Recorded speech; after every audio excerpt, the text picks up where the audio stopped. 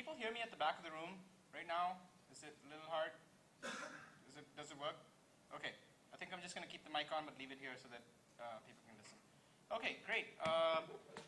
Apologize for the delay, and let's get started.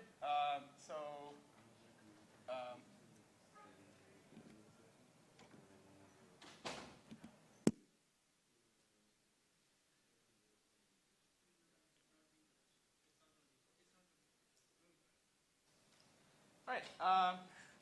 So today we're going to be talking about evaluating interactive data systems, workloads, metrics, and guidelines. This is joint work with my former student, Lilong Jiang, who is now graduated and is at Twitter and couldn't make it, and my current student, PhD student, Pratibha Raman, who's here, and me. And we're from the Interactive Data Systems group at Ohio State. So let's start with defining what an interactive data system is, because there might be some clarification required. So when we say interactive data system, what we mean by this is the fact that there is a human in the loop, that this is a fast, low latency, fluid, rapid query response type system, and that there is an iterative, session-oriented, ad hoc nature to this kind of interaction. So the thing that people definitely agree on is that interactivity can accelerate the discovery of insight when it comes to analytical tools. However, is today's data infrastructure sufficient for interactivity? That is a question that remains to be asked, right?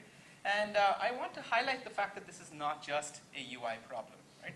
This is a problem that impacts multiple layers of the stack, all the way at places at the fringes of computer science, at cognition and perception, to query interfaces, to feedback and guidance layers, to caching and reuse layers, to optimization and execution layers, right? All of these things need to be optimized for a full-fledged interactive data system. So our group has obviously made some attempts at solving things at different layers of the stack, but what is important to highlight is that there is a growing community of researchers that are also doing some amazing work on this, right? And this growing community has been around for a while, actually, but is now slowly seeing its inflection point, right? We're at that cusp now. So if you actually search for the word, and this was just me doing some quick numbers on Google Scholar, where I looked for SIGMOD and VLDB papers in the last 20 years, and looked for the word interactive, and then I normalized by the word database, right? So the assumption being that hopefully all database papers mention the word database once. And hence you would get a sense of, how popular is the word interactive or interactivity? And the answer is that, yes, we have been seeing a little bit of an uptick in the last 10 years, especially. And so sky's the limit from here. And notice that I used the word interactive to search, but the word database usability has been used as a related theme. And then query interfaces have also been a related theme, and then human in the loop has obviously been another popular theme that is coming about, and these are all related. Another thing to highlight is that this is not just a database systems problem, right? A data system, it's not just databases. So if you look at the DSIA workshop, Carlos is in the room over here, which is more co-located with the Viz community. You have the IDEA workshop, which is, in its, I believe, 5th year, is co-located with the KDD community. And then obviously we have Hilda, which was year number 3 for Hilda this year, and that was co-located with SIGMOD, and hopefully will be in the coming years as well. So if you look at what it means to build interactive data systems, evaluation is a critical component. And this is important because when it comes to systems, it's important to measure things correctly and also to measure the right things. And this is also a very nice way to build a community if we start focusing on this as an underlying building block. So it allows us to catalog best practices, improve upon each other's work, because now we have a yardstick to measure by, and also lowers the barrier of entry to work in this area. So this is something that we do recognize, that having a human in the loop means that now you have to set up for not just the system, but also for the human. And this is a lot of work. So having benchmarks, having workloads and so on available to users allows them to quickly test and iterate upon their ideas. And that's something that we would like to provide with this tutorial as well. I would like to acknowledge some very recent related work. So this is actually, some of these weren't even out when this tutorial was accepted into SIGMOD. So some of these are literally weeks old. So IDE Bench by Eichmann, Binnig, Kraska, and Zragin have focused on ad hoc OLAP and approximation and have compared their system against MonadDB, for example, and have released some of their work. The visualization performance push by Leilani Battle, Remco Chang, Jeff Heer, and Stonebreaker have called for a standardized benchmark that marries the visualization and database communities. And then there's a follow-up work by Leilani and folks which came out of the Dogstool visualization meets databases Dogstool, which was discussed at Hilda 2 days ago as well. So the purpose for this particular tutorial is to create a reference for anyone who wants to design and evaluate an interactive system, right? And what we want to do is create a resource to encourage more evaluation work. And so this is by no means the last piece of work, but this should always be considered as one resource, a go-to resource, where we've actually put up a repository where there's a 130 paper bib file which is categorized by all of the metrics that each of these papers use, right? There's case studies that we'll discuss, and hopefully we'll upload some traces soon that people can start using as well. So this becomes the repository, is one of the intents of this work as well. Also, what this is not is that this is not a standardized benchmark. And this is very important to remember, that when it comes to interactive systems, there's going to be a wide variety of things that people will start building. And so you cannot compare apples to oranges when it comes to interactive systems. Okay? This is not a canonical list of metrics. You may have a system that needs to measure something more as well. This is not about evaluating the user or trying to understand the user. This is more about trying to evaluate the system in the presence of the user. And this is not about redoing decades or almost a century of work in the HCI community. This is more about learning from the human factors in cognitive science and other communities, and then bringing them into systems evaluation and design. So the focus of this work and the outline for today's tutorial will be in the form that we'll start talking about what the salient features and the challenges in evaluating interactivity is. And then we'll get into guidelines, and this is mostly drawn from our large-scale survey of related work in this area thus far. And we'll talk a little bit about metrics that are based on the system, and also, more importantly, based on user behavior. And then we'll talk about confounding factors and the biases. Then we'll go into case studies. We'll start talking about inertial scroll, filter and map, and cross-filtering, which are our 3 case studies. And then we'll end with some open problems that I am really excited if someone starts working on those as well. So let's get started, and Pratibha is going to start talking about the salient features.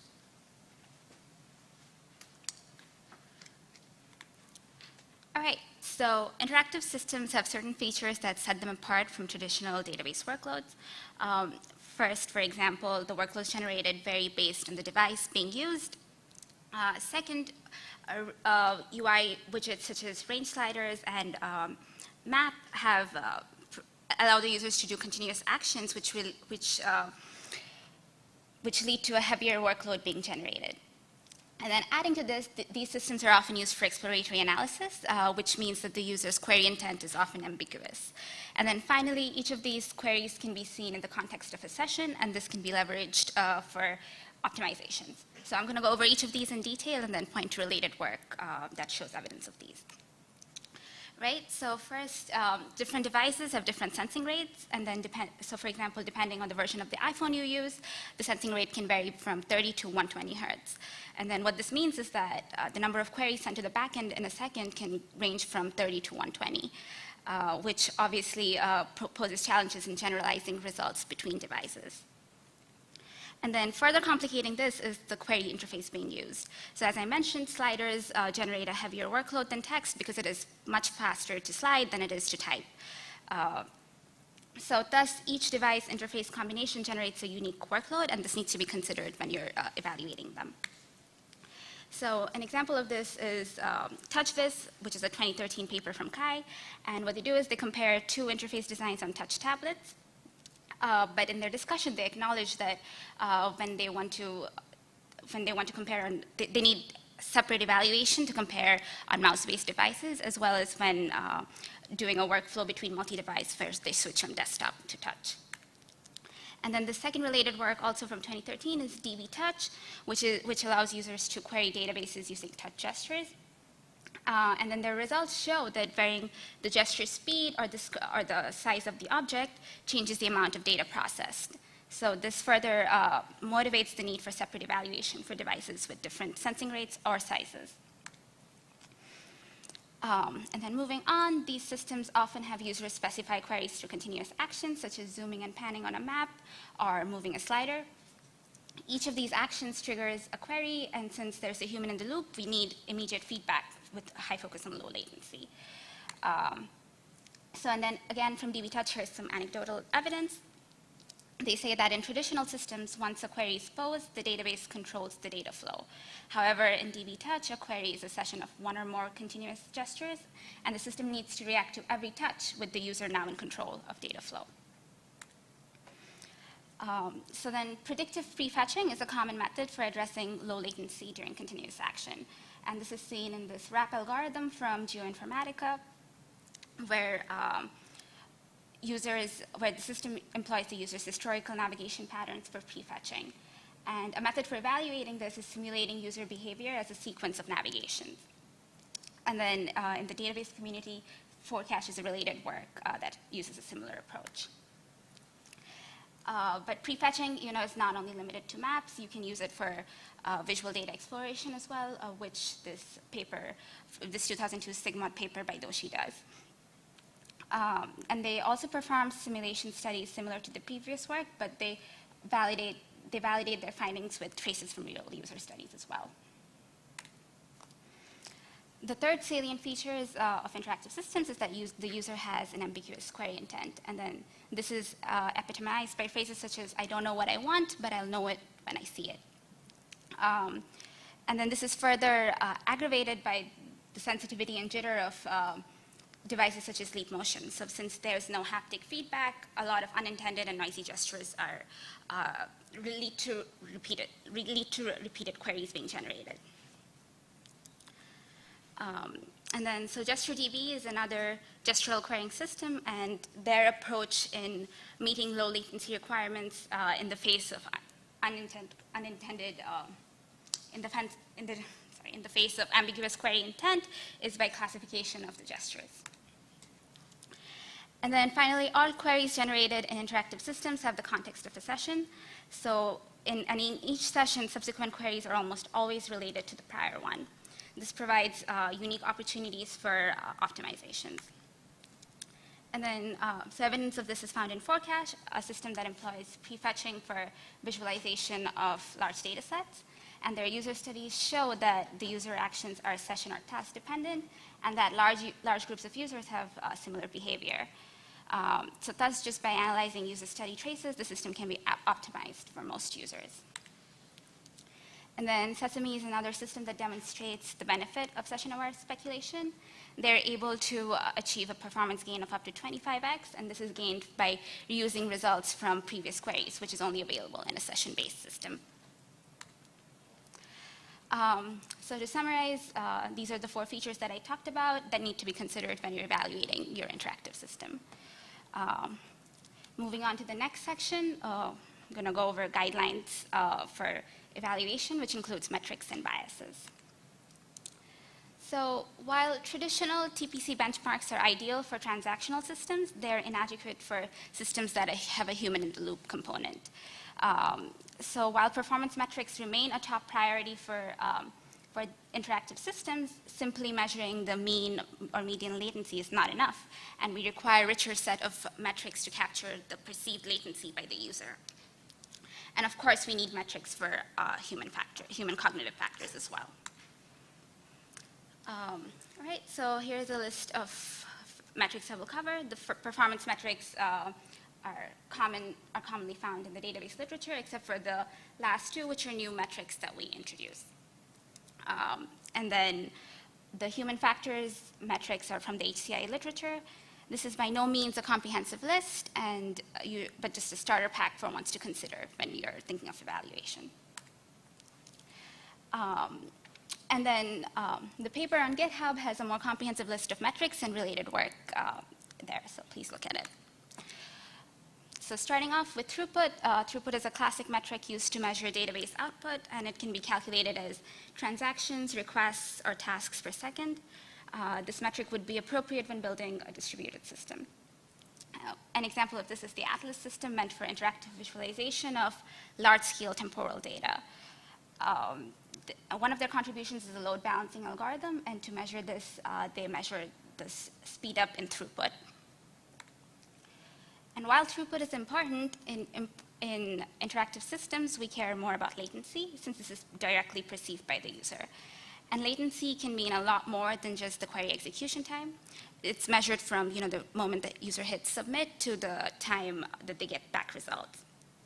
And so it can include network time to send the query, time for query scheduling, execution, summarization of results, and then again, network time to receive the response back, as well as rendering time.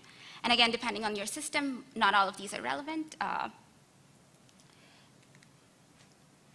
And then here is more motivation for low latency in the literature. So the first paper by Nelson et al. Talks about the impact of latency in virtual reality environments. And they say that a latency of 50 to 100 milliseconds affects the ability of the user to visually follow an object. The second paper studies latencies in target acquisition tasks in mouse devices, and they find that error rates increase with latency above 110 milliseconds. And then the final paper studies latencies in touch devices, and they find that users are able to perceive latency ranging from 20 to 100 milliseconds, but below this, it's not perceivable to the user. And then finally, this 2014 paper by Liu and Heer discusses latencies specifically in the context of exploratory visual analysis. And they do a controlled user study with a difference in 500 milliseconds between the control and the test set.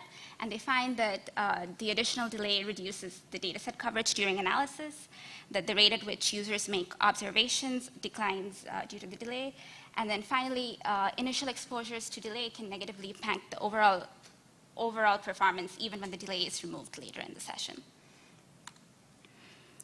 And then Faceter is an example of a system that reports latency. They interpret it as query execution time and then showed the difference in latency with different sized data sets. And then scalability is another traditional performance metric, and it refers to the change in performance with increase in size of data, number of machines, or number of data dimensions. And the two approaches for dealing with this are scaling up and scaling out. However, this only gives performance gains up to a certain point before we reach bottlenecks. So for example, with scaling out, after a certain, when we get back the results, they need to be aggregated to highlight or rank them before presenting them to the users. Further, the cognitive ability of the users is also a bottleneck, since the size and the complexity of the data can require further summarization. And then, so DICE is a distributed interactive cube exploration system, and they do a scalability experiment comparing decrease in execution time with number of distributed nodes. And as you can see in the bottom figure, past 8 nodes, there are diminished returns in increasing the number. And then moving on, cache hit rate refers to the number of times an item was found in the cache. It can be used to measure the accuracy of speculative prefetching.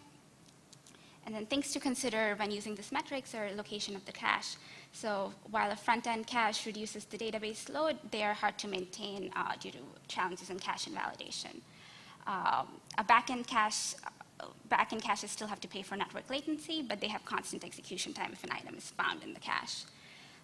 In terms of caching strategy, eviction-based policies such as least recently used and first in, first out usually are ineffective in these cases, and instead predictive caching tends to do better, as you'll see in many of the examples.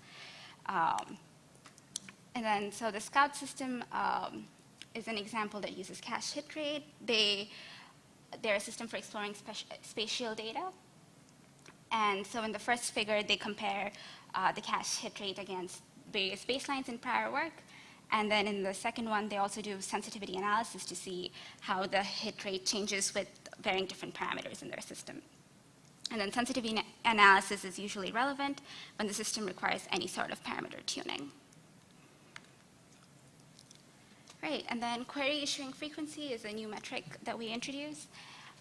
So over time, the sensing rate has gone up for devices. The iPad used to be at 30 hertz, but now with the pencil, you can reach 120 hertz. This means that, in a second, 120 queries are being sent to the backend. While this provides smooth interactions for the user, there is a trade-off here. If the backend can match this high frequency, then everything's great.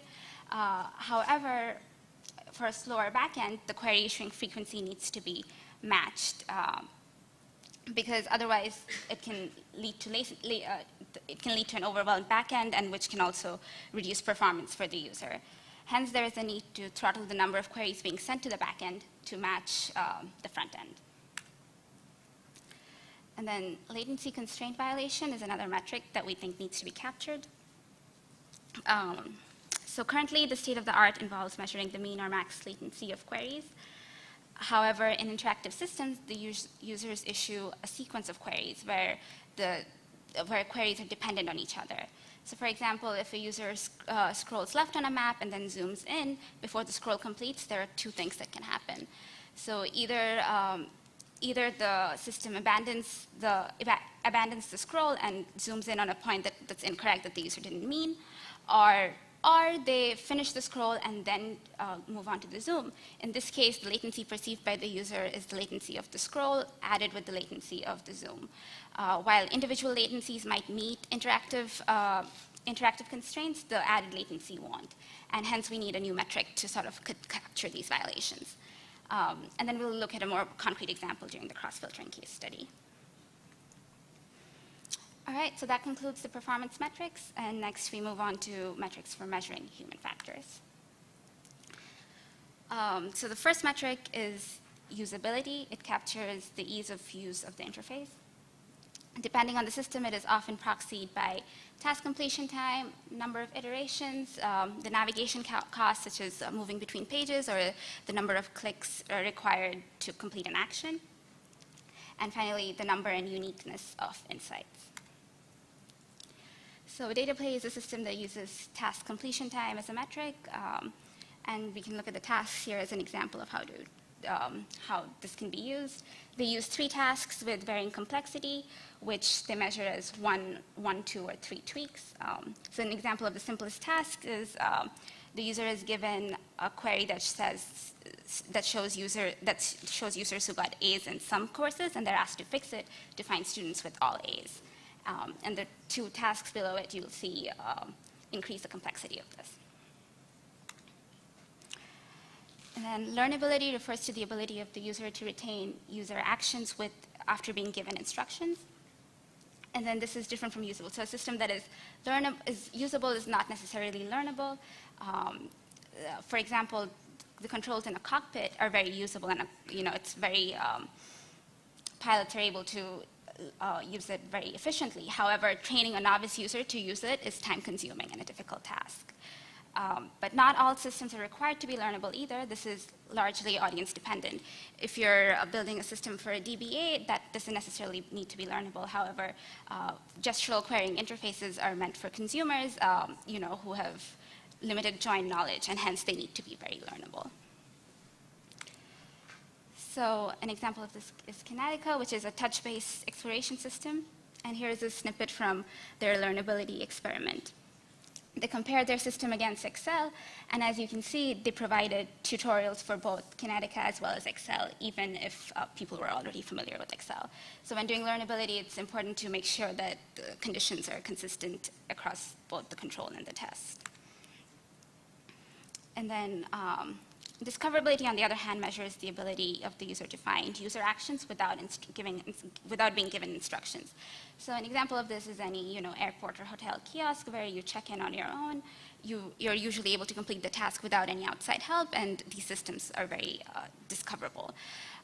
For more complicated systems, affordances or usage clues can be provided to reveal the user action. So then this is the task description for GestureDB's discoverability experiment, which they compared against Visual Query Builder. And an example of the task is what are the titles of albums created by the artist Black Sabbath, and users are given 15 minutes to complete it. All right, and then we have accuracy. So the old contract we had with databases was that there is unbounded query execution time, but the answers returned need to be correct. However, this is flipped for interactive system where we now accept approximate answers, but there are strict latency constraints.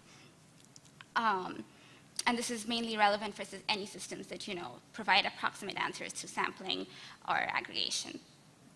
And the metric measures the error between the sample result and the true value. So then InkVisage is a system that measures both. So in the performance experiment, they measure the decrease in error rate with iterations where the error is measured as the mean squared error. And then they also do it in their user study, where they also compare against online aggregation. And then speaking of users, we can now move on to more qualitative metrics such as user feedback and design study. So user feedback through comments, suggestion, and surveys are usually useful during the pilot studies to get feedback on the UI design. They can be quantitative, such as by scoring a Likert scale, or more qualitative and insight-based, such as through think aloud protocols or anecdotal comments. And then scented widgets used a custom survey for evaluation. They asked their users to rate their scenting conditions on perceived utility and user experience. And you can see that they reported the mean and standard deviation for each of their questions. And then finally, we have design studies. These studies are meant more for specifying user study tasks that simulate real-world cases. It's a study methodology for task definition as opposed to a metric, and they usually involve extended interviews with practitioners. And then, so ZenVisage is a recent work that did a design study. They first find a taxonomy of tasks in the literature, and then they meet with 7 data analysts for an hour during the interview where they go over each process of the analyst's workflow in detail. And the final goal is to basically validate that the taxonomy matched the experience of the analyst. And then this is used to design tasks for their controlled user study. All right, and that concludes the metrics section, and we now move on to confounding factors and biases. So I'm going to talk through the effects of learning, interference, and fatigue on results of a user study. So learning or practice effects usually occur in a within-subject study, where a within-subject study is where the same group of users are exposed to a condition more than once. So this can mean doing the same tasks on 2 different systems or doing different tasks on the same system. It usually results in the user doing better on the second system regardless of the features of the second systems, just because the user is familiar with the condition. So there are 2 ways to account for learning. The first is randomization or counterbalancing. So randomization refers to, for each user, you randomly assign an order of whether they see the test system first or the control first. Counterbalancing is similar, except every order has the same number of users being exposed to it. And then Voyager is a system that used counterbalancing in their design. And another option is if you're testing different if you're testing different metrics or different tasks on the same system, you use a different group of users. So for example, in Snap to Query, they use different users for their learnability and discoverability experiments.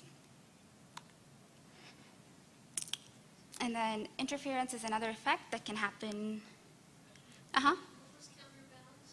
So counterbalance is if you have two systems and you're testing two tests, then there are two orderings that you could do, right? So you could do the control first. So a user group can see the control first, and then they can see the test, or you could see the test first, and then you can see the control. And so you want the same number in the first group and in the second group. So for randomization, you don't care about the number. Every time a user comes, you're saying, I'm randomly going to pick an order.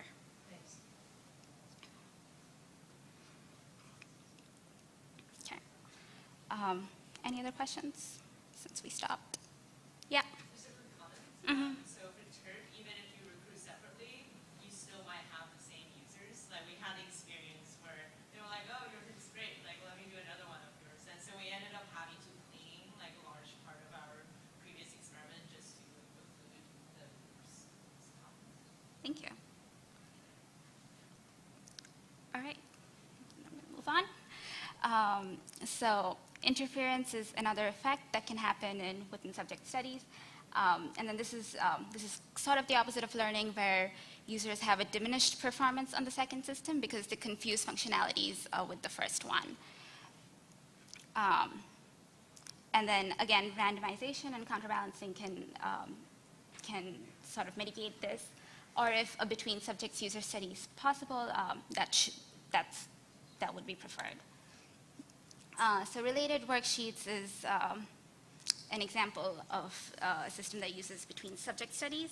And in a between subject study, you basically, you have two sets of users that go through two different conditions, right? So one set of users for the control and one set of users for the test.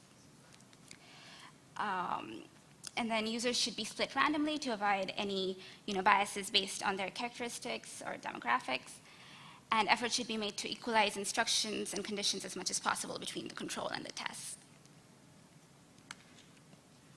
And then finally, for tasks requiring an extended amount of time, such as over 45 minutes, fatigue effects can come into play in the user study results. To count, which this basically means that the user does poorly towards the end of the task because they're tired. To counter this, tasks should be broken down into smaller chunks with adequate breaks in between. And the way that Cypher is a system that does this, and what they do is they have the user use their system for 20 minutes and then have a 5-minute survey in between where the user just gives feedback, which is less taxing than doing the task. And so that can also serve as a break. All right, and then moving on to biases. There are over 100 cognitive biases, and again, what is relevant for evaluation is case dependent. Biases can affect the participant as well as the researcher. So an example of a participant bias would be social desirability bias, where the user will tell you what you want to hear because they want to be liked. So a way to mitigate this is to ensure that the user doesn't know what is being tested and not ask leading questions. And then anchoring bias is when the user has a preference for the first system they used, regardless of features of the system. And again, randomization, counterbalancing can help with this. On the researcher side, we have framing effect and selection bias. So framing effect is when you ask leading questions or questions in a manner that can influence the user. While selection bias is choosing a group of participants who you know will do really well on your study. So don't do them. And then a recent paper by Valdez and Sedmeyer basically studied biases in visualization research, and they propose a framework for grouping these cognitive biases. They motivate the need for studying and understanding biases, and then they encourage transparency by reporting user study findings. And then they also raise interesting questions on how far is it valid to correct for these biases. And this is more not for perceivable biases, but more for when the user is exploring the data. So for example, they say, should a visualization override the user's preference to not know unpleasant information? Which is known as the ostrich effect, when you bury your head and you don't want to see unpleasant things. Okay, so that concludes the first part of this tutorial, and I'm happy to take any questions on this part before we move on.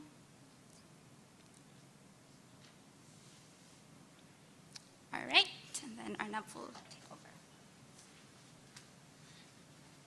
All right, so now that we've looked at guidelines through literature, so what we wanted to do was intentionally show pieces of work that are already doing this in some ways, so that you can go look at those papers as well and look for best practices from those. But what we also wanted to do was highlight some things that are slightly different when it comes to next-gen interfaces or interactive data systems that are not typically the norm, so that we see some new ways to measure or new things that we're measuring in our interactive data systems as well. So we're going to go through these. Yes, any questions? Yes. Sorry, I had some latency coming up with the question. So for the metrics, are we expected to identify all of these metrics in a single word? How do you choose between the metrics if not all of them? Right, so that's a wonderful question. So let me see if I can even pull up the metrics slide. Let me see. So the way to think about the metrics is that there's no prescribed answer to saying, oh, if this is an interface, here are all the metrics that you have to check off before this is considered a, I don't know, a HILDA compliant system or whatever, right? But at the same time, being able to have a body of work and then say, oh, our system is most similar to this one, and here are the metrics that they've used, would allow us to at least compare, right? So that it isn't always an apples to oranges comparison. And this is happening a lot in our literature right now, is that we're constantly asked by our reviewers to perform these apples to oranges comparisons. And so at least saying, here's the piece of work that is most similar to, here are the metrics that this uses, and then, and so on. That being said, latency, and what we also wanted to motivate with this tutorial is that latency is only one out of many other metrics that we can use. And even in latency, I'll get to this in the last case study, we have something called latency constraint violations, which are slightly different than latency or mean latency or max latency. And even your work sort of alludes to this in some ways. This is something that we will also get into, is that there's a lot more to latency even than just looking at average of a time. Does that answer the question a little bit? Yeah, thank you. Okay, so the design philosophy that we went around to create these case studies is to capture common scenarios of interfaces and devices, right?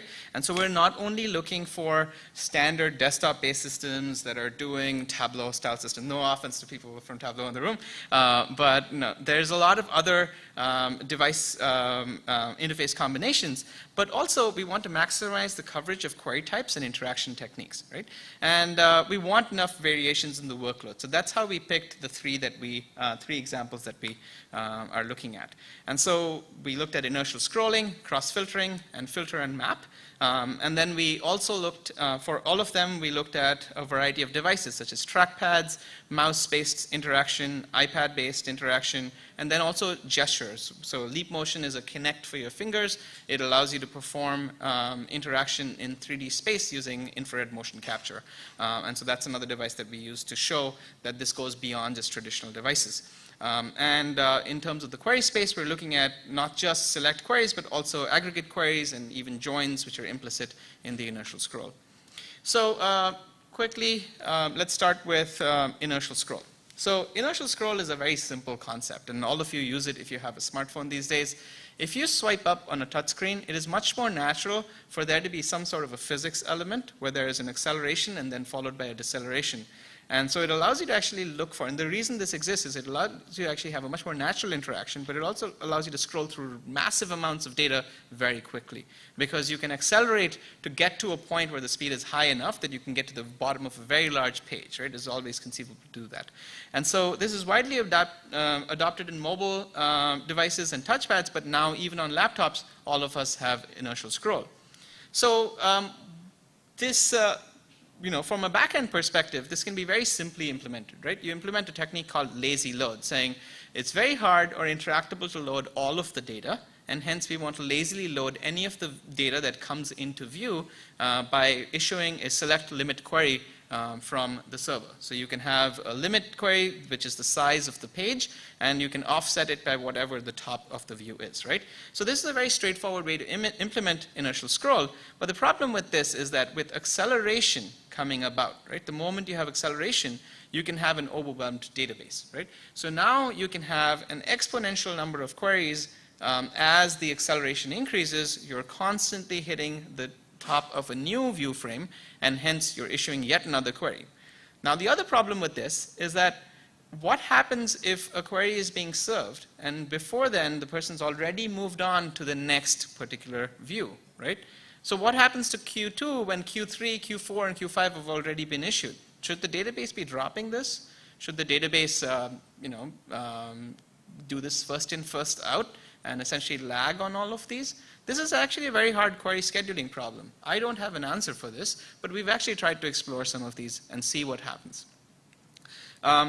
Then there's also the query execution side of things, where we've made the assumption that 100% answer is the only answer to give.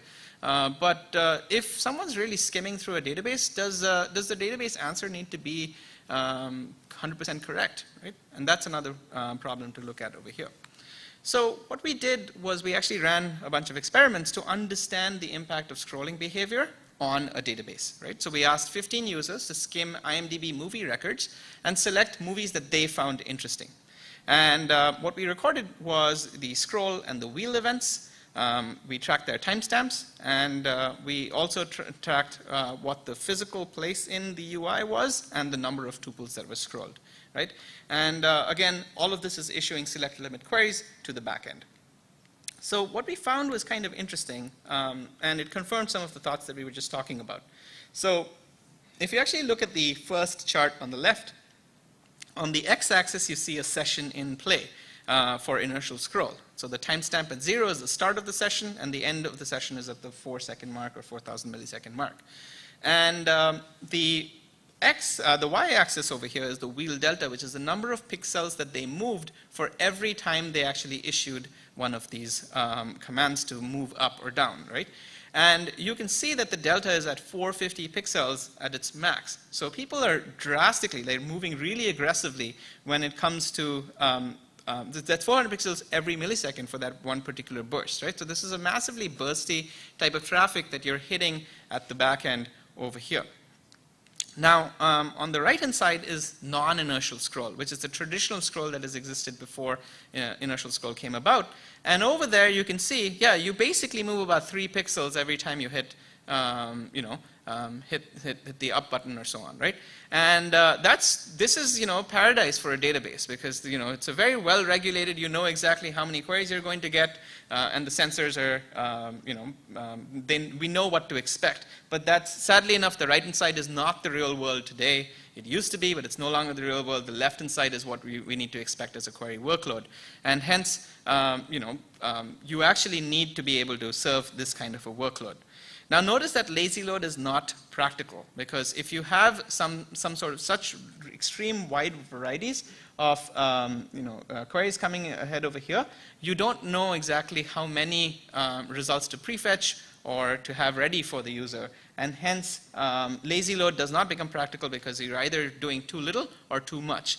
And if the user often reaches the end of the page before the items are loaded, with lazy load, for example, then the UI is blocked. It's not performing any useful action for the end user. Next up, scroll speed. So one thing to note is that this is across of our 15 users over here, where blue shows the maximum amount of tuples per second that we viewed, okay? And red is the average amount. So notice that there's a ridiculous amount of variance when it comes to the movement by a user, right? The other one is something interesting that we actually noted, and this is where we consider our entire query as a session, right? Or our task as a session, where people were given the task of selecting interesting movies. What people were doing was every time they found an interesting movie, they had already scrolled past it, so they were hitting, scrolling back. So we call that the scroll back or back scroll.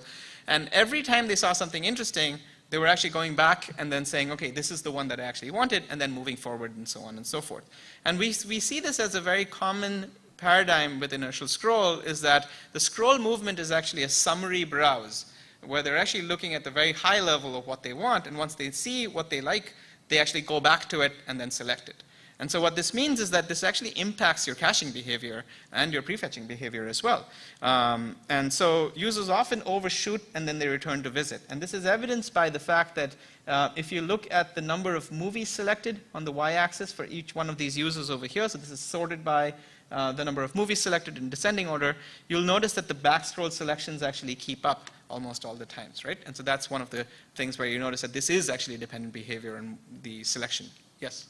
Sorry, do you have another comparison to see what happens to the back scrolling, if any, without inertial scroll? So if you weren't given a selection task, for example, so we don't have one, but the task over here was selection. So we would have to come up with another task and see if someone was using. So maybe, can you repeat your question? Oh, sorry. Yeah, I was just wondering if the same effect also exists in non-inertial. Oh, I see. Yes.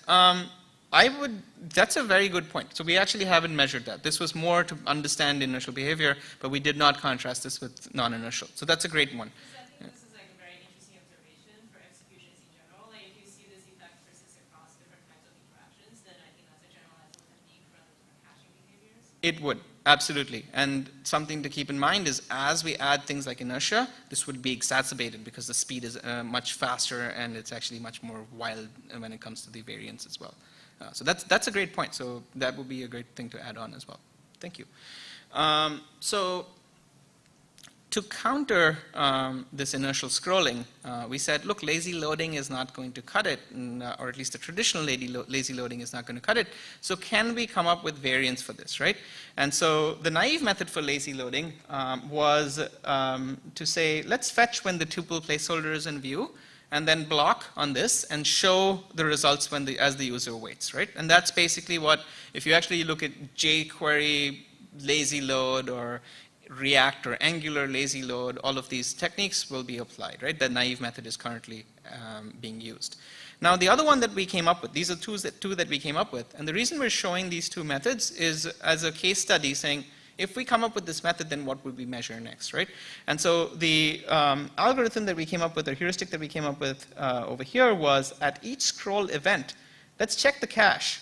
And if the cache is empty, let's fill it with relevant information as much as we can, right? And so this is a pretty intense one because remember the chart where we were saying so many scroll events were happening all the time with inertial scroll, and we're saying for each of them, check the cache and see if we can fill it, right? And that's the event-based method, and this is extremely computationally expensive, right? And then there's the timer one, which simply says people are probably going to look at the 60 frames a second, but not more than that because the human eye can probably not tell. And so why don't we simply fill it every, 60 at 60 hertz, right? And that's another option. And so prefetch every n milliseconds, and we can tune the parameter based on a person's usage. So what we notice over here is that, so this is looking at the latency on the y-axis and saying we are varying the number of tuples that we prefetched on the x-axis, right? And we actually tune these numbers based on the min, max, median, and so they're simply tuned so that we actually get more insight. We could have used any set of numbers over here, but the trends that emerge are kind of interesting. And so if you actually did the event-based, the computationally intensive one, we actually do quite well. We can keep things under, what do you call it, about 80 milliseconds overall, less than 100 milliseconds when it comes to the event-based method from a performance standpoint. So the user is seeing exactly a nice, smooth experience when it comes to scrolling. But on the backend side, the backend is getting hosed because you're actually now triggering queries constantly, right, with every fetch event or a scroll event. On the timer side, which is every n milliseconds fetch results and add to it, you notice that initially, if you don't prefetch enough number of tuples, the experience is pretty bad. But then if you prefetch enough tuples, then the experience is very, very smooth over here. The latency is very low, right? And so notice that if tuned correctly, the timer method can actually be used quite well when it comes to inertial scroll-based browsing. Okay, and so this is where the takeaway from this is really that if we actually perform some user studies before deploying our system, we can actually come up with nice ways to tune our system such that you're less computationally expensive, but also, or computationally inexpensive, but also have a performance system when it comes to the user experience. So with that, let's move on to filter and map. So filter and map is inspired by the fact that these interfaces, so this is Airbnb right here. So these sorts of interfaces are becoming very common where you have a map, and then you have a bunch of sliders, you have a bunch of checkboxes. So it's a bunch of where predicates all in play. So this is actually, you can think of this as a one select where query, right? And these where predicates are all shown in different forms as different UI widgets over here. And what we want to show over here is that we wanted to study what this behavior looks like so that it allows us to build better select-based interfaces or backends as well. So what we did was we studied a bunch of users browsing on Airbnb to find short-term housing. Short-term housing in the Bay Area. They were asked to search for short-term housing in the Bay Area for at least 20 minutes. So as everyone knows, this is a fairly hard task, and my understanding after reading the paper was that Lilong picked this task, my student Lilong picked this task, because he was looking for a Twitter internship housing situation. And so that's why he outsourced it to his user study subjects. But that being said, the Airbnb task is a very common one. And what people are doing over here is we're looking at the user's query actions, their map zooming and panning behavior. So when we looked at the overall session and split it into, so this is a little hard to read, so this is text box, buttons, sliders, and checkboxes, and then the maps over here. You look at map-based interactions forming 60% of the overall workload, okay? And so that's something that is unsurprising, that map-based interactions are a very popular way to perform query refinement. But in here, this is something that we found that was interesting, was that people cluster around, and this is intuitive as an insight, is that people actually cluster around a common zoom level for a particular application. So on the y-axis over here, you have the zoom level for Airbnb's maps, and on the x-axis, you have the query session time. And what you notice is that each color is a different user over here, and what we can see is different people have different zoom levels, and they move back and forth, but they mostly move at about 3 different zoom levels. How are we doing on time? I think we're a little over, right? And so let me quickly skip into, sorry? It's noon, right? When does it end? 12:30? Oh, okay. For some reason, I thought it ended at 12. Okay, we have plenty of time. In that case, so when it comes to panning behavior, this is actually something that we noticed in addition to the zooming behavior, where we look at these different charts. Each of these charts is at a different zoom level, and again, the x-axis is the time that the time component in the query session, and then the y-axis is how people are moving around and what the amount of change is in latitude. Okay, the insight is actually a little hard to read. I just realized from far away. But the size of the y-axis is actually much, much smaller when it comes to the smaller zoom levels. And that is actually an intuitive insight as well, is that at smaller levels, people are only looking at the neighborhood. So they're very slowly panning instead of performing wild panning moves at the smaller zoom levels. And so when people are completely zoomed out, they actually much more drastically move their UIs. But when people are at finer granularities, they're performing very, very precise movements. And so this can impact the prefetching and the aggregation layers as well. Eugene? Are you talking about like pixel movement of the mouse or the data movement due to the higher zoom level? Great point. So in our case, this would be the same, right? That there's a one-to-one correlation, because if you're looking at a grid, then it would map, the zoom level would map directly, right? So yes, it's pixel movement, and then you infer the the data where clauses from there. So over here we're showing latitude change. So this is latitude in the latitude longitude part. Yeah. Just so I understand, like when I look at like a state level, I tend to just like move my mouse Yeah. more. Yeah. And if I zoom in, then I move very little. That's exactly right. So that's basically the insight that we have and it's a fairly natural one for the semantics of browsing for houses. This might be a different case for different other applications. But if you're looking at a city and then a neighborhood, then you're probably scrolling block by block. But if you're at the state level, you're probably just trying to get to Nevada or California or something like that. Yes. Ifan? It was the same question. Okay, great. Now, this one is an interesting one. So this is, again, trying to figure out the usage patterns by using this kind of a user study, and then hopefully this allows us to design a better caching system. So in this case, what we looked at was the number of filter conditions that people applied. And the y-axis over here is just the CDF, the cumulative density distribution function.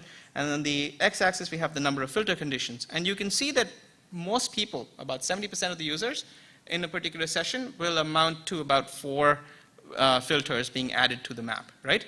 And that's actually interesting, because if we can get to that performance level simply by pre-computing and keeping those things around, this is actually going to lead to a much better user experience. And notice that pre-computing 4 filter conditions would be, n choose 4, and then all of the power set of all of those subsets, right? And so there's going to be some overlap. So what you can see is that there's actually not that many filter conditions for a fairly large data set that you can actually pre-compute and keep around.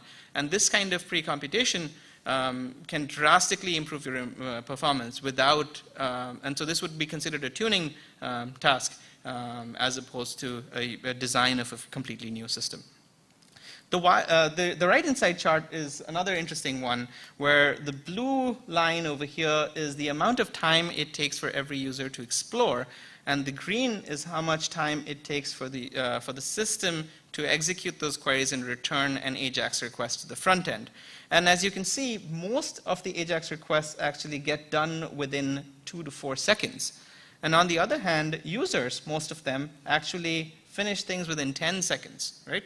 And what that means is that you actually have a really nice window of opportunity to do more cool things for the end user, right? And so this is where the backend and the user's usage patterns and the backend's just faster than what the user is doing over here. And what that means is that now you can provide more features, and as long as this gap is not completely closed, you can add more and more features to the system as well. Yes?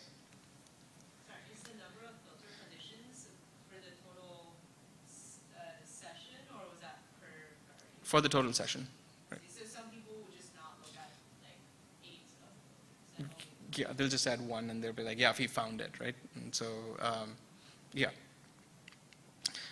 Which amounts to a browsing task as opposed to where clauses, yes. Okay, so now with that, let's move on to cross-filtering, which personally is my favorite. And a lot of people's favorite in this audience as well. So cross-filtering, quite simply, is the process of, so cross-filtering, it's called brushing and linking as well in some venues. And what we're doing is selecting a subset on one dimension. So essentially generating a where clause in one dimension, but the other dimensions are also responding using a histogram based on that where condition. So notice that all of these histograms are linked. And what you're seeing is the histograms for every, I guess, column in a table over here, right? And So the way to think about this is that n-1 queries are being issued at the same time for every time you're subsetting on a table that has n dimensions, right? And so what this means is that you will actually need to, look at this as a fairly intensive query, because every time you are moving a mouse, for example, you are performing a query that is n-1 times the number of times you're moving the mouse, right? So this is fairly intensive on the back end if you're hitting the back end directly.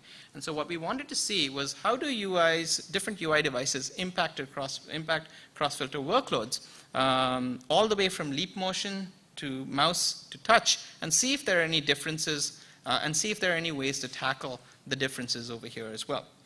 And so just show you a video of what leap motion looks like when it comes to interaction. So this is a leap motion device over here, and what you can see is cross-filtering on 3 different attributes, 3 different dimensions, and this is our prior work, but we're basically trying to subset using the leap motion by performing a pinch gesture on a particular subset, and that allows us to perform cross-filtering, right? And so we used a road network data set because it had 3 attributes and a decent number of tuples, and we actually configured both Postgres and MemSQL to see the differences. And we just picked these 2 because one of them by definition would have a very different performance profile than the other. Obviously, you can make any of these tuned in a different way to have the same kind of, to show the same kind of differences. And what we did was we actually had 30 traces from our snap to query work, which we replayed on these different devices. So this is an interesting one where we simply took the traces and replayed them on our different systems, allowing us to get insights, right? And the query obviously is these multiple histogram queries that we have to use, that we generate based on these traces that we had of human motion, using leap motion, using a mouse, and using a trackpad, right? And so we're looking for sliding behavior on these 3 devices, and what we want to do is understand the behavior-driven optimizations and also the performance metrics, right?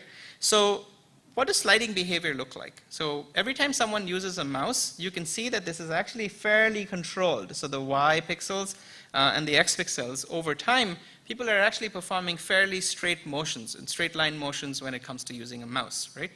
When it comes to a touch-based interaction, people are actually still performing fairly straightforward, movements when it comes to touch, because there is friction, and it actually helps you situate your fingers. Now, in the absence of any friction or any actual tactile device, leap motion is a crazy one, where your fingers just go everywhere at the millimeter range, right? And because of that, this is the worst thing that can happen to a database, is this crazy interface which is simply going, you're moving your fingers all over the place for a variety of reasons. A, lack of control. B, jitter. Your fingers, even if you try to hold something steady, if you hold your fingers steady, you're actually moving very slightly. And this will differ for different people as well. And so what this means is that we're going to deal with more of this in the future.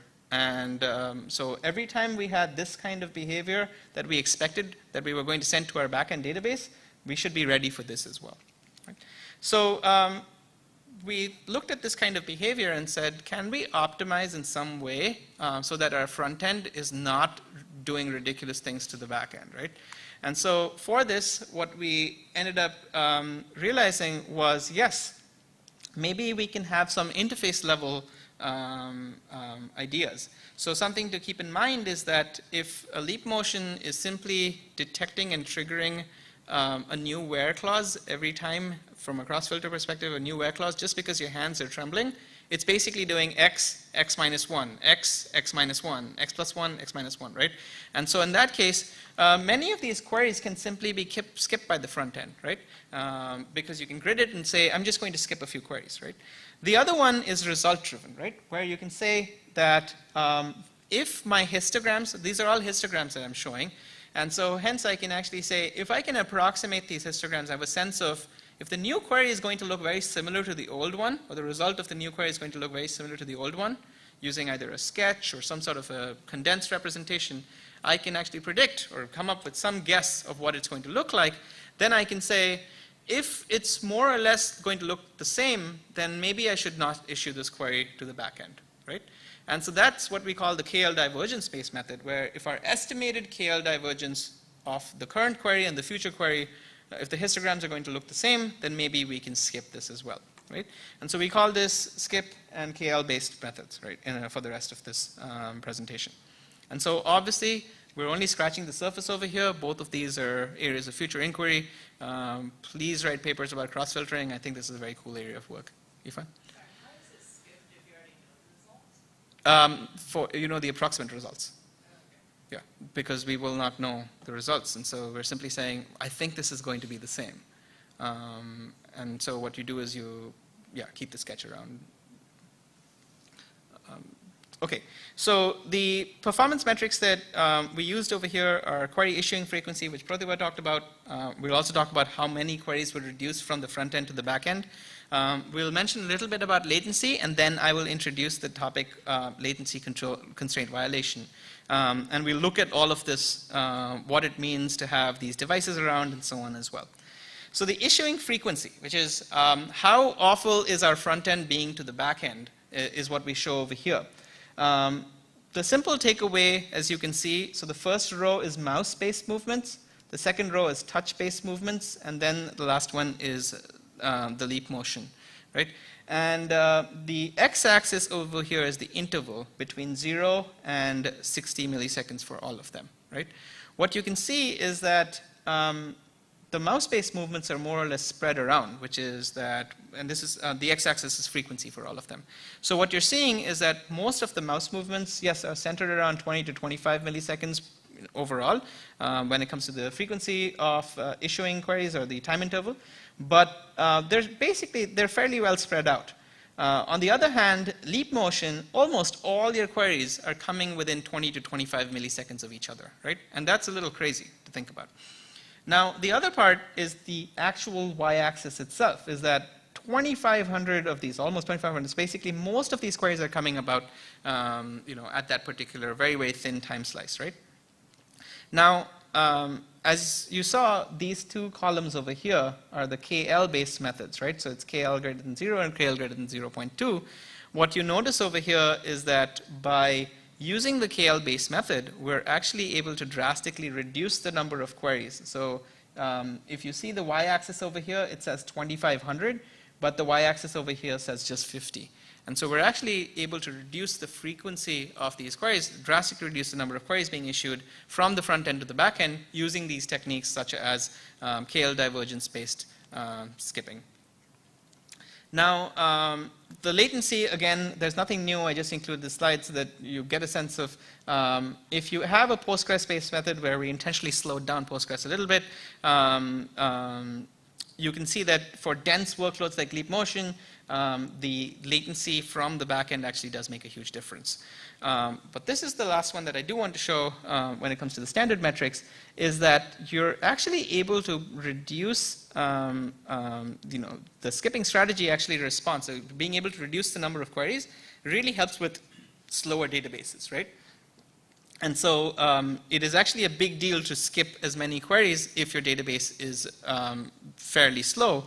But then for the result-based strategy, which is the KL-based method, what you'll notice is that the device, which is how crazy people use the device with, how drastic your interaction is, that's the one that it actually impacts. And as you can see with leap motion, you can see that the change is actually much more drastic than you can see with the mouse over here, right? So the change is actually quite drastic. Joe?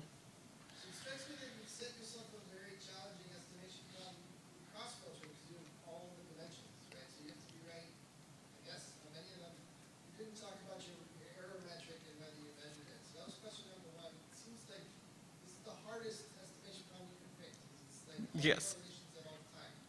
And the second question was, it seems like you talk about perception in time. Aha, that's literally in my open problems slides.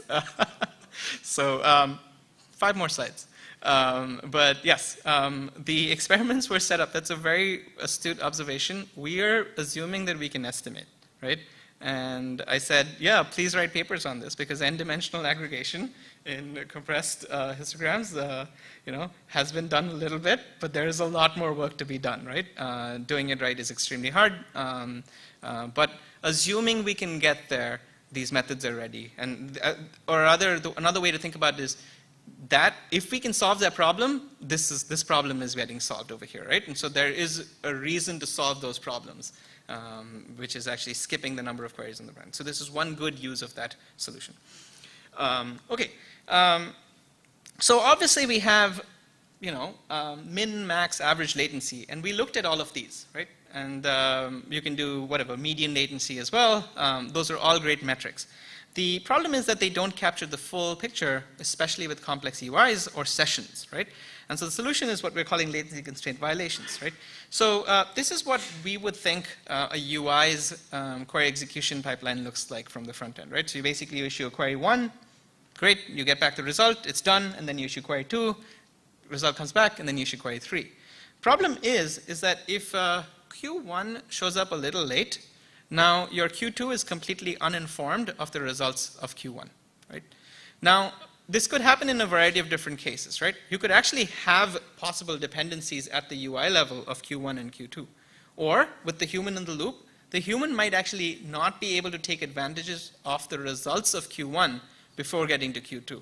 So for example, as Pratibha said, if you were performing a zoom and a map operation one after the other, a pan operation and a map, what would happen is that you might have seen something if you were to zoom out properly, but because that didn't show up in time, then you went ahead and pan, right? And so you might actually skip some insight and move ahead with your query session because your system wasn't respondent enough, right? And so that's where what we're saying is that let's look at these places or problems and say these will probably get tucked under the rug if you were just measuring average latency or median latency and so on.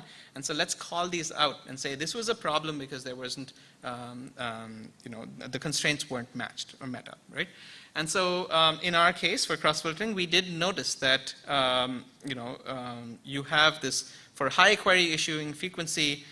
If things are issued after another, you can have some level of execution delay by the time you get the results. And this was becoming a real problem, and we were noticing it time and time again. The other observation was that this is actually a cascading problem if you actually couple your interfaces when it comes to things. And so obviously, some of you have been working on this problem as well when it comes to thinking of this as a transaction, for example. And so the execution delay becomes worse and worse, and the latency problem exacerbates itself if you start measuring it. But if you don't measure it, you would totally not notice it, right? And so this is very important to keep in mind. The third observation is that for cross-filtering specifically, your adjacent queries, right, QI and QI plus 1, are more or less similar, right? And so this is an observation that results in a possible optimization, is what you could do is you can simply skip a few queries in the middle and jump ahead if you can't serve them. So if your query is showing up a little late, just ignore it completely and move and skip the next query. So you can skip Q2 and Q3 and move directly to Q4 if you're not getting the results back in time, right? So you can just completely abort or just kill those queries and move ahead if you're hitting some latency constraint violations. So that was one observation that we had. And then the fourth observation is that if the queries are already skipped in the front end, things get a lot better, right? And so we actually noticed that skipping Q2 and Q3 and running Q4 was something that was working. And so in this, we actually, pit Postgres as our traditional slow database and MemSQL as our fast database, just to contrast these. And what you notice over here is that fewer queries violate latency constraint for MemSQL, for the faster database in this case, than Postgres. And for MemSQL, when we issue queries with a KL greater than 0, we can reduce to about half the violated queries. So essentially, making the database more responsive on the back end allows it to drastically reduce the number of latency constraint violations. And for Postgres, when we issue queries with KL greater than 0.2, we can decrease, the decrease for the mouse and touch is about 30%, while the decrease for leap motion is about 17%. So notice that even the result-based methods for skipping are not responsive. The actual problem will be with the backend over here. So even if trying to perform any of these optimizations doesn't quite solve it for us. So with that, we are now done with cross-filtering, and so that ends the case study side. And we've also talked a little bit about these new metrics and measures, one being latency constraint violations and the other being QIF, or query issuing frequency. So with that, I want to close out with two open problems that I think even we didn't cover in this particular tutorial. And I think this has a lot of scope. And so I'd love for someone to take this and run with it. Please steal these ideas. And so the first one is multimodal UIs. For example, every time people saw GestureDB, the gestural-based interface, or people would ask me, why not just use Siri? And then now there's a new trend, which is multimodal UIs, where people are using, let's say, Amazon Echo, and then there's Echo Show, which there's a screen attached to it as well, and so on. And so what you're going to notice is that interaction is no longer going to be just situated on one interface. You're actually going to have the multimodal UI paradigm approach show up. And so in this, you're going to have an interesting problem with measuring them, because if one of your interfaces does well, what does it mean for the other one, right?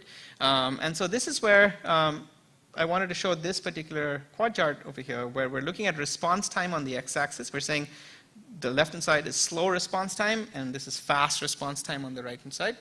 And then you have simple vocabulary, and the richness of the vocabulary, how complex your questions can be, is on the y-axis.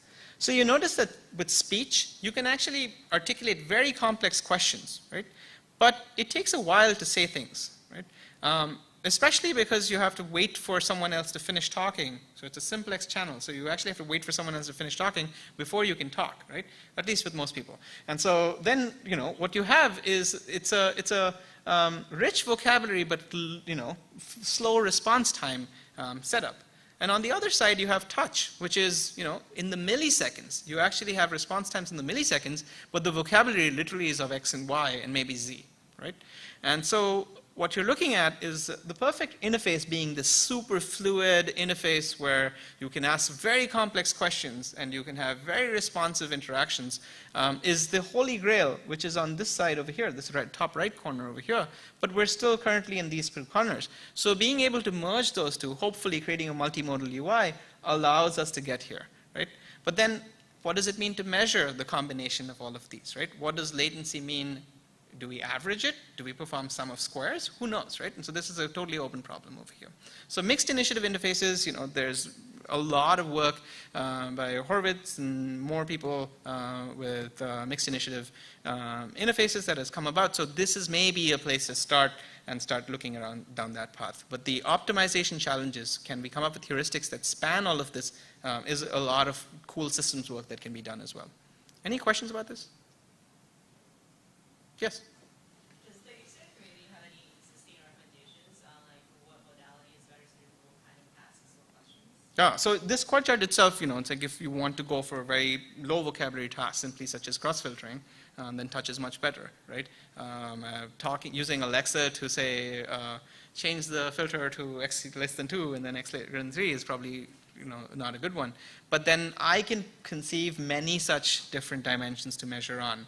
And so that's where this evaluation of such multimodal systems will become an interesting place to work on. So yeah, so in the very least, just richness of vocabulary and response time would be a good thing to compare these against as well. So yeah, for the bevy of chatbot papers that are showing up, I would love to see complexity and response time being measured to compare different systems as well. Second open problem is the one where this is where looking at human limits comes to mind. And so this is something that we have actually been staring at this for a while. Eugene and I actually attempted a bunch of work at this place as well, in the space as well. And so the idea being looking at human capacity, being constant when computer science and the techniques, both in the hardware, software, algorithmic advances, have been increasing drastically when it comes to capability. So obviously the y-axis is intentionally vague, and the x-axis is in time, in decades, let's say. And we're right now at this inflection point, so to speak, where computing can be considered a little bit of a commodity, but human capacity is definitely constant. I mean, I'm not getting any better at staring at a chart. I'm probably getting worse as my eyesight gets poorer over the years, right? And so in that case, we probably need to figure out what to do with this gap over here. And so, you know, Joe and I have tried to write a paper that accommodates for cognitive limitations. Eugene and I put together, and Eugene went forward with the notion of perceptual functions to recognize the human limits and then to approximate for human limitations by studying the human limitations and then saying, can we push this down to the database? So these are scratching the surface of recognizing human limits, but then what it means to evaluate human you know, cognition limits, evaluate perceptual limits, and then say, oh, here's a system performing in the presence of approximate for human limits and so on. It's a fairly hard task. So I consider this a totally open problem that we've only scratched the surface of. And so, Joe, I don't know if that answers your question, but this is like, the answer is, yeah, we don't know yet. And there's obviously a lot that we can do right now. The first step that you know, we can take is probably the user study approach, which is, you know, just do large-scale studies. So all the way from Cleveland et al. And so on till now, we've been doing this, but more controlled tested studies need to be done in the presence of a system, and that's not been done yet. So, yes.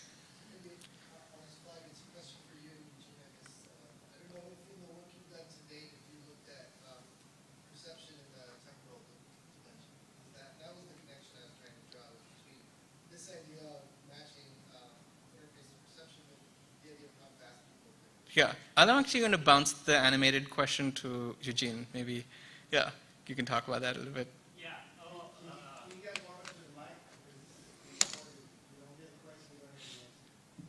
Okay.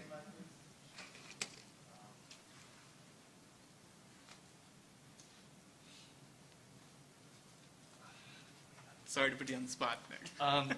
So I would say like three and a half years ago, we started actually studying this kind of problem in the animated case, right? And so what we did was a series of perceptual experiments to understand like what people can perceive in animated bar charts, right? It's like a simple case, you know, you interact with the visualization, the bars change, and you kind of want to understand how much people can see.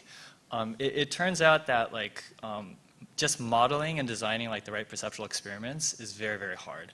And since then, we've backed off a little bit on this, and we're starting from much simpler models that you can design, you know, solid experiments around.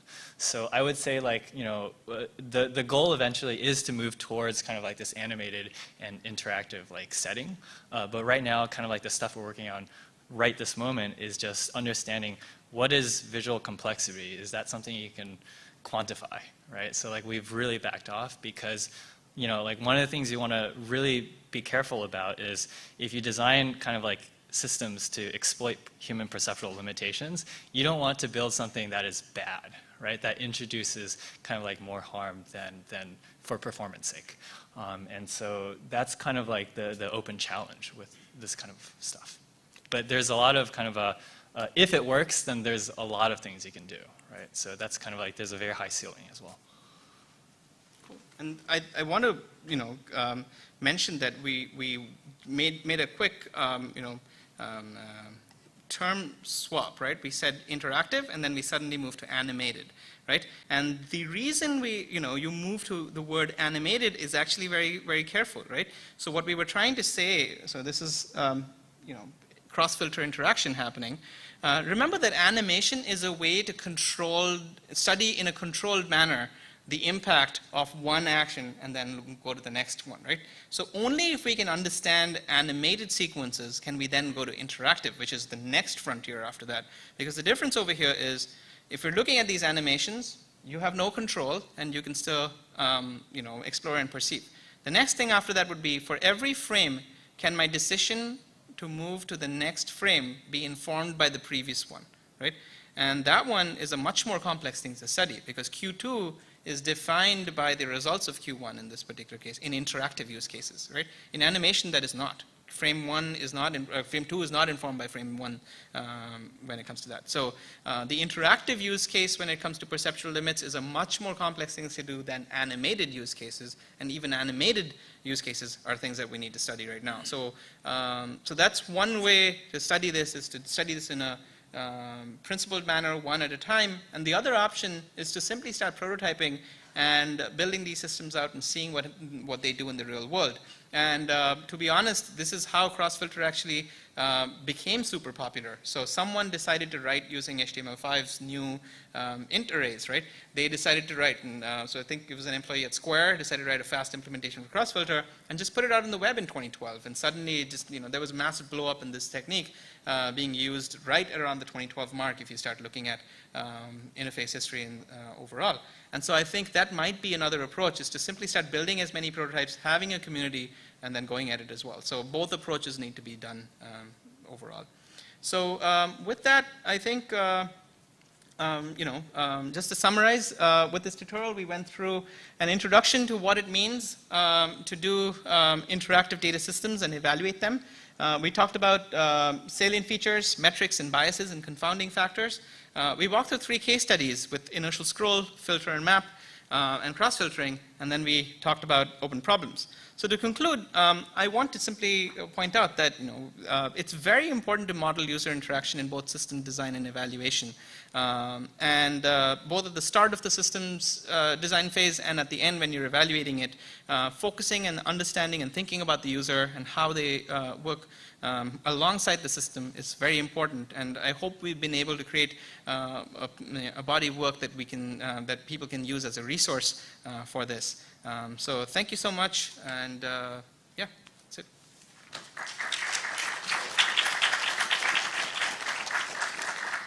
Any questions? Yes. I noticed, like in your use cases, some of the solutions were based on making databases faster. Some of them were based on changing the interface, or kind of like limiting or changing how users interact with the system itself. So like, how do you reason about when to tackle, this problem? Like which level to actually like attack? Right, and so the answer is, both of them are viable solutions. But notice that each of them is informed by the other, right? And so when we were looking at skip times, for example, skipping queries was because we realized that some databases might have a faster round trip time than some other databases. And so the idea is, it's like to draw from the hardware folks, like co-design, right?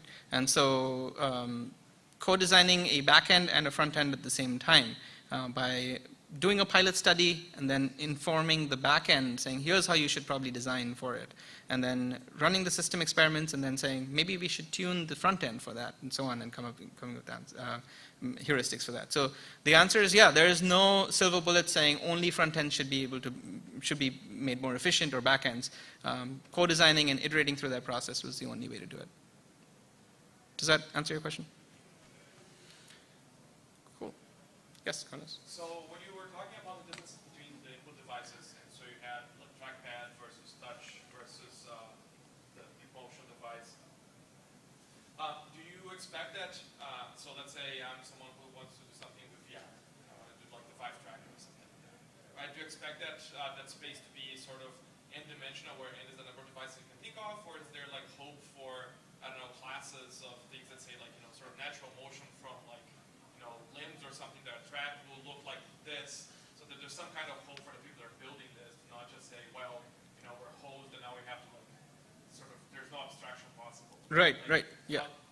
So the abstraction that we came up with was gestures, where we said interaction was composed as a 3-dimensional point in time, right? And so, plus orientation. So essentially VR and AR can be thought of as the field of view is orientation plus a spatial coordinate, right?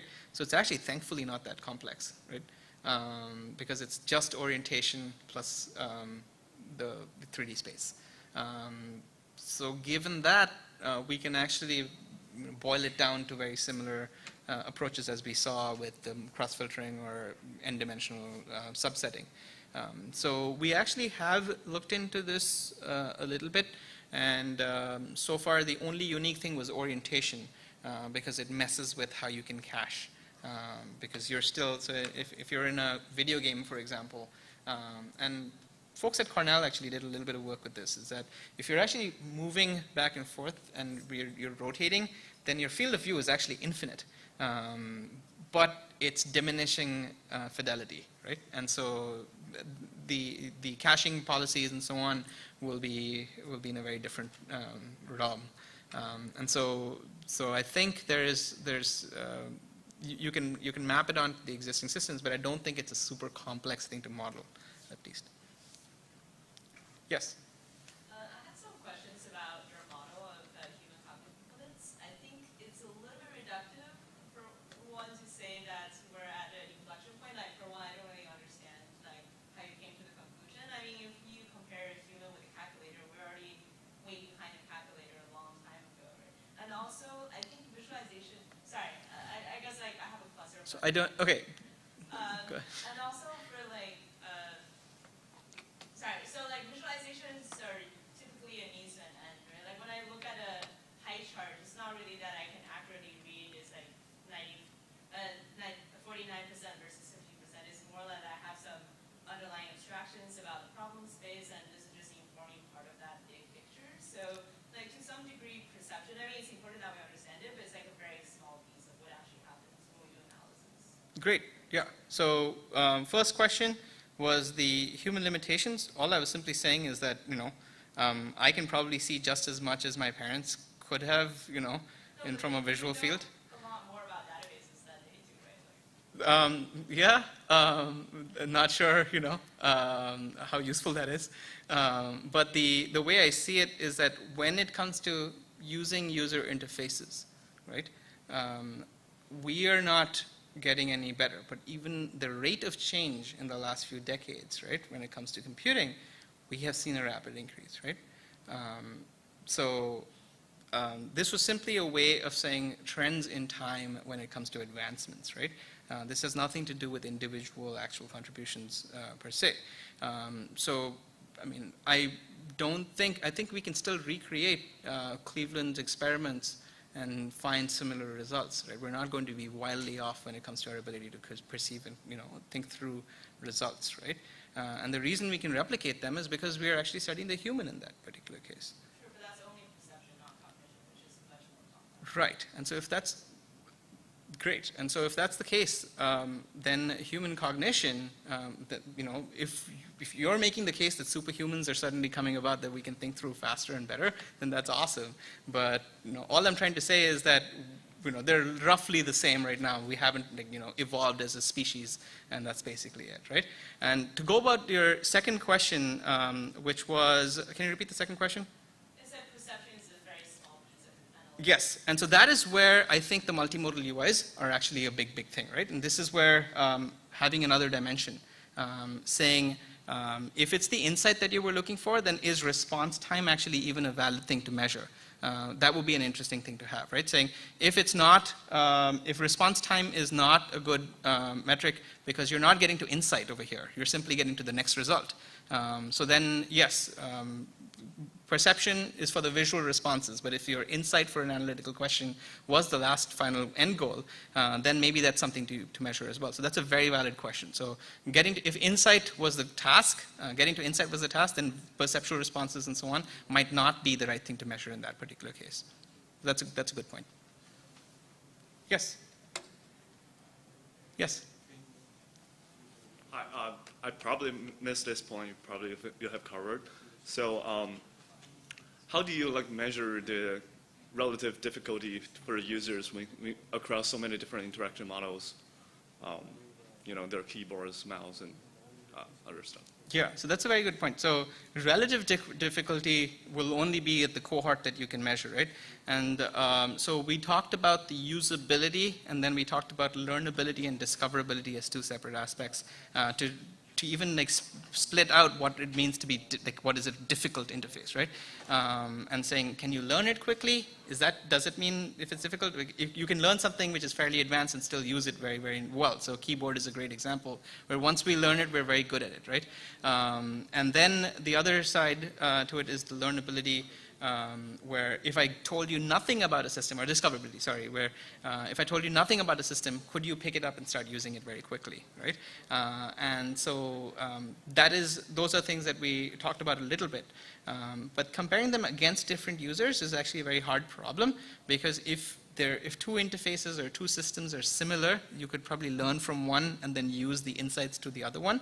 And so that's where we talked about a little bit about what it means to split an audience and say you'll have to have a large enough sample size and then have two different groups and n different groups and so on as well. Yeah, that's a good point. Thank you. All right. I think that ends things. So thank you very much for your time.